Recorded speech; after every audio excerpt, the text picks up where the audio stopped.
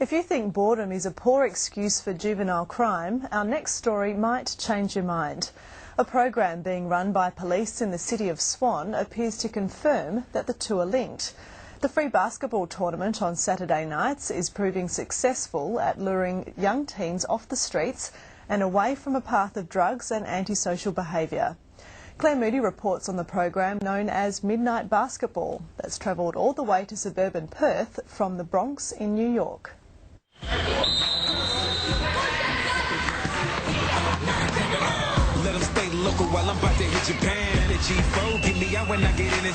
It's Saturday night in downtown Midvale, a hotspot for juvenile crime. But tonight, the police are in action on this local basketball court, as well as on the streets.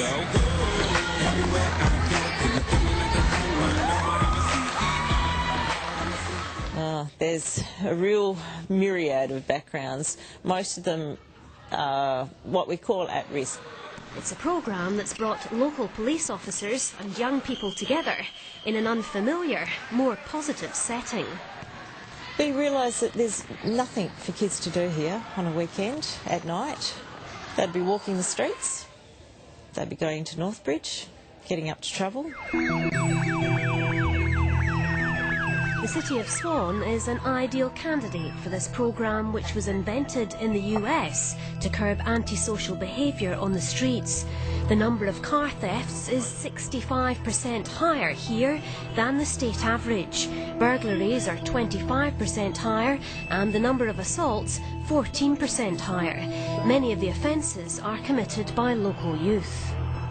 Knowing these kids that we had here, I was probably expecting the worst. So I was very surprised at their fantastic behaviour and, like I said, just their change in attitude and their confidence and those sorts of things. It was very surprising. While basketball's the main attraction, those who turn up also get fed and dropped home at the end of the night for safe measure.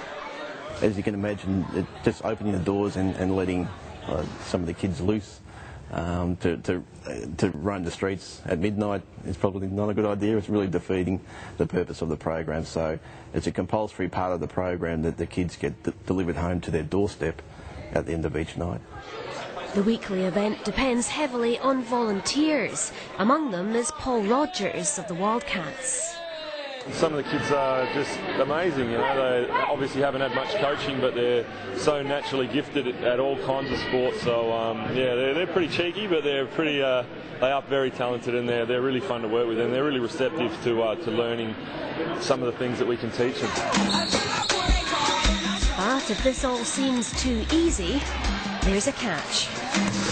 A yellow card is something that you'll be given as a warning. So if you're play fighting or sparring around or you're swearing and carrying on, just chipping someone, that type of thing, it'll buy you a yellow card. You get 3 yellow cards, it equals a red card. A red card equals go home on the night and miss the next week. Midnight basketballers can't play unless they also take part in motivational workshops conducted by presenters with a few home truths to impart. We had one presenter talk about what life is really like for kids in Rangeview and some of the youth detention centres, trying to de-glamorise what a life of crime can lead to. Communication skills and employment are also on the workshop agenda, and the messages appear to be sinking in. They tell you to just, most of them to respect your elders and to stay out of trouble as well. Stay away from drugs, yeah. And drugs and stuff, don't drink or anything.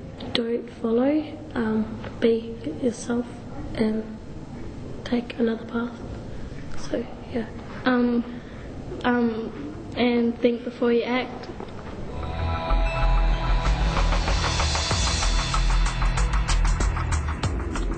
How's your numbers going for the tournament, Robin?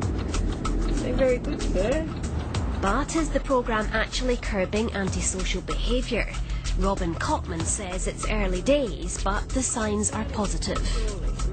There's been a number of areas that did reduce in crime. Whether we can sort of solely attribute it to this program or not is another thing. Obviously, we did have a number of our priority offenders here who didn't come into contact with police during that time, so that's another positive thing. A number of those kids who do go into Northbridge were here.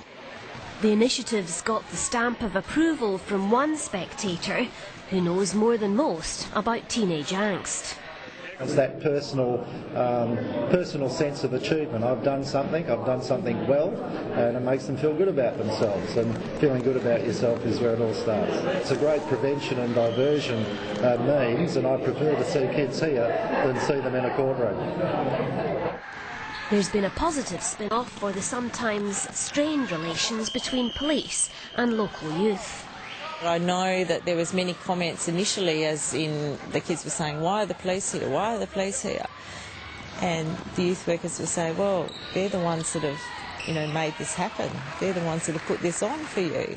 And they were sort of like, oh, okay then. So they sort of look at you rather than look at you with sort of, those eyes. It was more like they would look at you with, oh, okay. And gradually over a period of time, they'd start to talk, and they've seen us for once in a different light. And week by week, the number of spectators has been growing. The first few weeks, there was hardly anybody turn up besides the kids. And so seeing the families come down and show support was just great.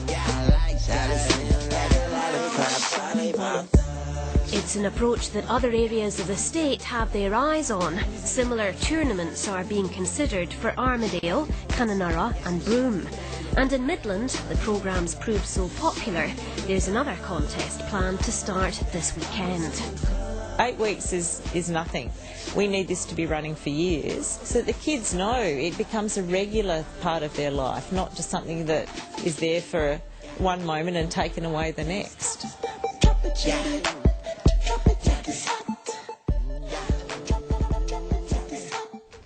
And that's Dateline for this week.